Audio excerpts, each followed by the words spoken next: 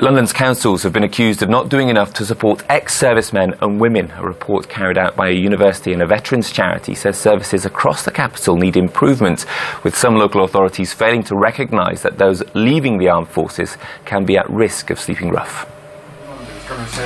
This is Hamish. He was in the army 16 years ago and now lives and works in this housing association in South London. But his journey to get here hasn't been an easy one. Hillingdon Council refused to provide me with the adequate accommodation I needed. That they put me into a shared multiple occupancy property, and it was a nightmare. I lived there for 3 years and it was hell.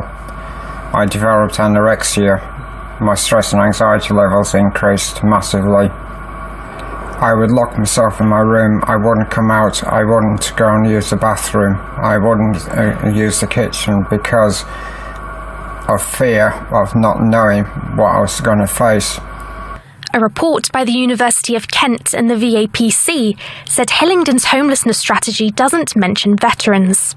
It also said all local authorities should improve their homelessness strategies, including specific reference to homelessness amongst veterans. There are no accurate figures to suggest how many homeless people there are in London. However, it's thought that around 8,000 slept rough at some point during the last year, and that 3% of rough sleepers across the UK are veterans.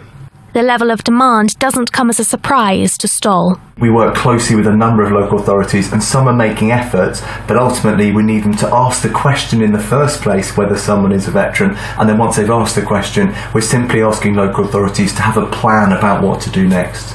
Ultimately, there is a housing crisis in this country, and if the local authority was to house every single veteran in the country, then there's 2.6 million veterans, there's not enough housing. So I understand the point about local authorities wanting to prioritise those who are more vulnerable. We're not asking local authorities to house every single veteran. We're asking them to make sure they identify them and then make them or pass them on to veterans housing providers, because we've got resource and we can make a difference. Hamish now has his own one-bedroom flat. However, he fears for others who might not be as lucky. I don't see why we, as veterans, should fight for something we're entitled to. I'm not saying it's a God-given right that we should be given accommodation, but we've done something for this country.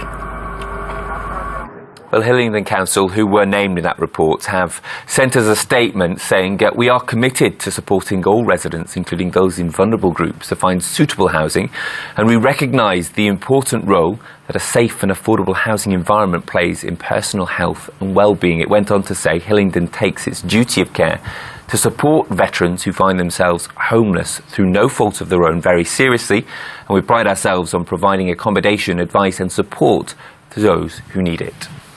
There we go. That's what Hillingdon Council had to say.